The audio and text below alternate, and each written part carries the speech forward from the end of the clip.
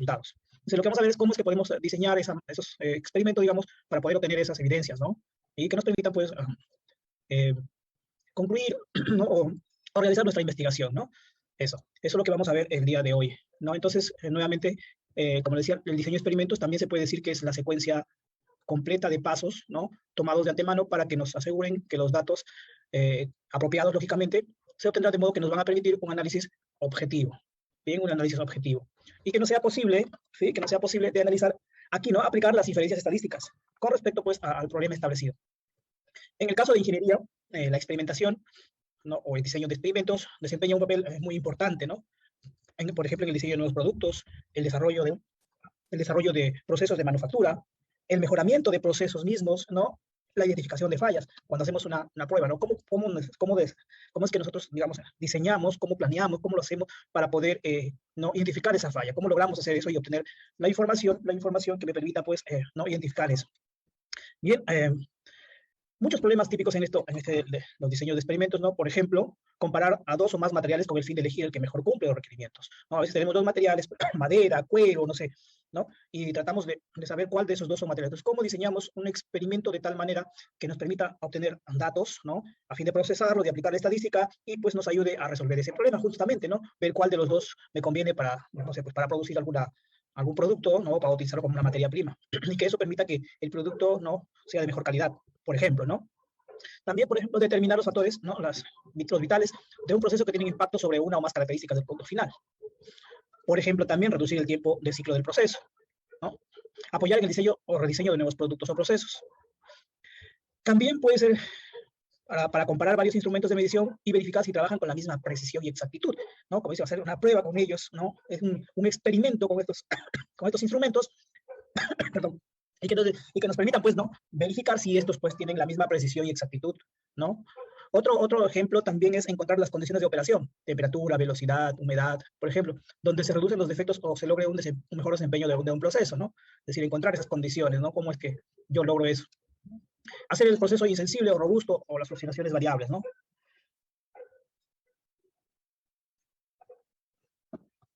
¿Cierto? Eso, ¿no? Entonces, otro sería ayudar a conocer y caracterizar nuevos materiales también, ¿no? Entonces, todos esos ejemplos podemos trabajarlo con este diseño de experimentos. ¿No? Otro ejemplo es, dice, cuando se quiere mejorar un proceso existente, donde debas que tener la información necesaria, ¿no? Observar o monitorear vía herramientas estadísticas, siempre con el uso de la estadística, ¿no? Hasta obtener señales útiles que me permitan mejorarlo.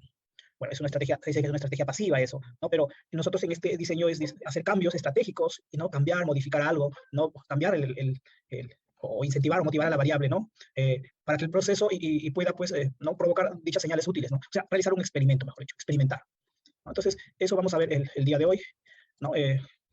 Cómo diseñamos estos experimentos, pues, ¿no? Para poder obtener, como les vuelvo a repetir, los datos, la información a efectos de poder contrastar o resolver algún problema, ¿no? Experimentar, dice, es mejor que sentarse a esperar a que el proceso nos indique por sí solo cómo mejorar, ¿no? Ve cómo diseñamos eso, cómo es que yo puedo obtener la información a fin de poder tener, ¿no? Indicios, información a efectos de poder mejorar, por ejemplo, un proceso, ¿no? ¿Qué importancia tiene estos diseños experimentales? Pues, proporcionar, ¿no? El propósito de cada de estos diseños es proporcionar, pues, una cantidad máxima de información, nuevamente es manifiesto, pertinente al problema bajo investigación, ¿no?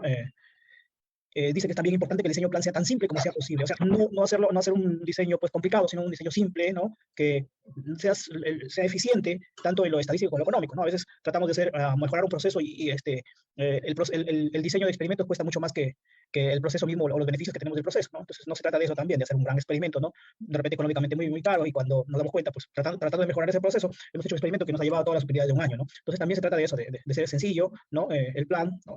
Tanto en el tiempo como en lo económico. Eh, Acá miremos cuando tenemos aquí, antes de, no, entonces, si tenemos dentro de un proceso acá, ¿cierto? Tenemos un proceso, eh, nosotros, digamos, como que esta es una maquinita, ¿cierto? Acá se va a procesar, se va a experimentar, ¿no? Entonces, cuando eso hacemos entrar una materia prima, pues, lógicamente, ¿no? Acá hay un proceso que pasa esta materia, ¿no? Y pues tenemos digamos, una respuesta, ¿no? Un resultado, ¿no? O algunas características, ¿no? La dureza, color, textura. Entonces, pues hay algunos dentro de estos diseños de experimentos, o sea, en el experimento mismo ya que vayamos a hacer, hay algunos factores que se llaman factores de diseño, ¿no? Los que son fáciles de controlar, algunos factores que van a influir, en el diseño,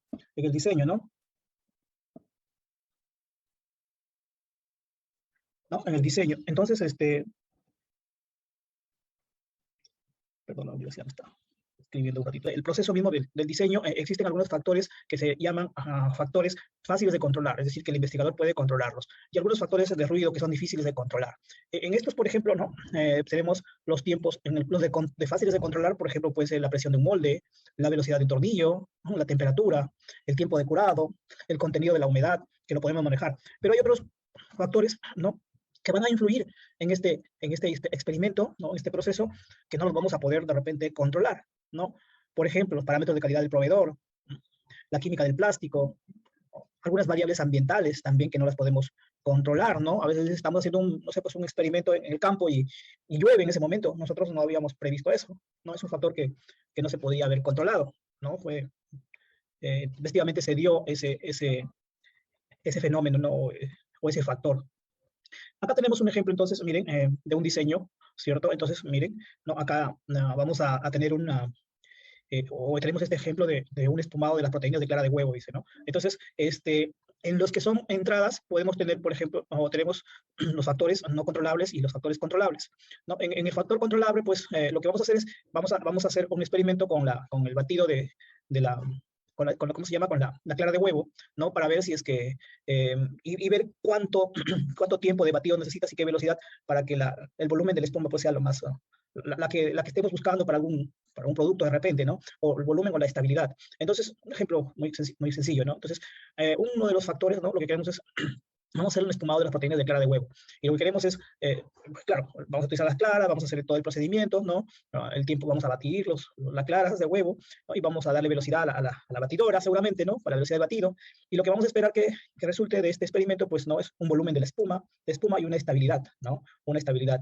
Entonces, pero dentro de este experimento pueden haber algunos factores que no son controlables, que no se pueden controlar, ¿no? Por ejemplo, como les mencionaba hace un momento, la temperatura del ambiente, quizás las condiciones de los huevos, ¿no?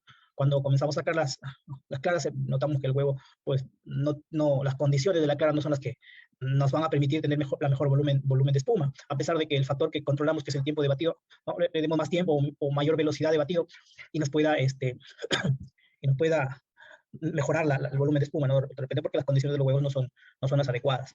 Entonces, esto es lo que podemos tener. Entonces, miremos ahí lo que tenemos como, ¿no? Elementos de un diseño experimental. Tenemos las variables independientes o las variables de entrada, ¿sí? Las variables dependientes, lo que va a salir. La unidad experimental, a qué unidad le vamos a aplicar el procedimiento o el proceso, ¿no? Y los factores, ¿no? Los factores dentro de esta variable de entrada, hay algunos factores que estos son los que vamos a controlar y algunos factores no controlables, ¿no? Los no controlables y los controlables. Pero vamos a ir viendo esto acá, ¿no? Entonces, en general, ese es un diseño de experimento, ¿no? Que son algunas definiciones básicas para ingresar a eso. En un experimento, ¿no? O en un experimento, pues como conocemos nosotros, esto es un cambio en las condiciones de operación de un sistema o proceso. Esto se hace con el objetivo de medir el efecto del cambio sobre una o varias propiedades de un producto o resultado, ¿no? Así también el experimento nos permite aumentar el conocimiento acerca, lógicamente, del sistema, ¿no? Entonces, experimentar, pues, es un cambio, ¿no? Hacer cambio, ¿no? De las condiciones, ¿no? Manipular, como se decíamos, manipular las variables, ¿no? Para ver cuál es el efecto de ello, ¿no? ¿Cuál es el efecto de ello? Entonces, eso es un experimento, lo que usted dice, experimentar, ¿no? Es decir, manipular la variable para ver qué efectos tiene, ¿no? ¿Qué efectos resulta? Y eso es, nosotros ya lo conocemos ello, ¿no? Entonces, este experimento pues nos va a permitir aumentar el conocimiento, o sea, saber qué efectivamente está resultando, ¿no? En la clara de huevos acá vamos a ver, ¿no? Si las claras son, digamos, tienen las condiciones adecuadas, pues mediremos y sabremos, ¿no? A qué tiempo o a qué velocidad podemos estos factores tener la mejor espuma, ¿no? O el volumen de la espuma y la estabilidad, ¿no? Y podemos ya decir, pues, solucionar digamos, quizás el desconocimiento de ello, ¿no? Y en lo futuro, en lo sucesivo, podamos saber qué tiempo de batido y qué velocidad debemos, ¿no? Realizar con estas claras de huevos para que pueda, el volumen de la espuma sea la adecuada, la que queramos, y más aún la estabilidad. Entonces, también alguna otra definición que vamos a ver acá es lo que es la unidad experimental, ¿no? Dentro de ese diseño tenemos como estaba viendo, algunos elementos, ¿no? La unidad experimental, ¿qué es la unidad experimental? Dice que son los elementos sobre los cuales se aplican los tratamientos y se obtienen las mediciones variable de respuesta. En este caso que estábamos viendo de la clara de huevo, pues la unidad experimental, aquí le vamos a aplicar el proceso, ¿sí? ¿No? Y los tratamientos, aquí le vamos a aplicar los tratamientos, ¿sí? Son la clara de los huevos, ¿no? La clara de los huevos. Y de ahí vamos a obtener pues las mediciones de la variable de respuesta, en este caso que queremos que sea pues, ¿no? El volumen y la estabilidad de la espuma, ¿no?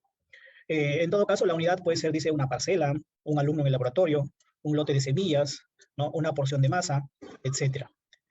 Bueno, especialmente en la industria química, ejemplos de unidades experimentales pueden ser un lotes de material, los trabajadores, las máquinas, etcétera, ¿no? Entonces, la unidad experimental, no olvidemos, son los elementos a los cuales le vamos a aplicar los tratamientos. Y de ellos vamos a obtener las mediciones de la variable respuesta. Eh, entonces, la unidad experimental, nuevamente, es el material experimental unitario que va a recibir la aplicación de un tratamiento. Es donde se realiza la medición, ¿no? En la clara de huevo vamos a realizar la medición. Le vamos a aplicar un tratamiento y vamos a medir allí, ¿no? Bueno, es característico de tales unidades que produzcan diversos resultados, lógico, ¿no? Aun cuando se sujeten al mismo tratamiento. Y eso es cierto, ¿no? Esas unidades, ¿no? Esa unidad experimental pueden tener, dice, ¿no? Produzcan diversos resultados, ¿no? Aun cuando se sujete, dice, al mismo tratamiento. Y esas diferencias pueden ser grandes o pueden ser pequeñas y contribuyen pues a formar, dice, los errores experimentales, ¿no? Si estamos observando, miren, acá hay una plantita, no, ya a esta plantita le estamos aplicando un tratamiento, a ambas, pero sin embargo nos vamos a fijar, miren, esta creció menos que las que crecieron acá, ¿no? Eso es lo que estamos viendo, ¿no?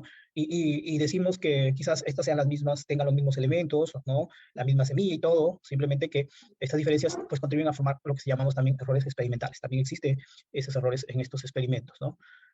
Para reducir esos errores que se pueden presentar dentro de un experimento, podemos pues usar, dice, material más homogéneo, ¿cierto?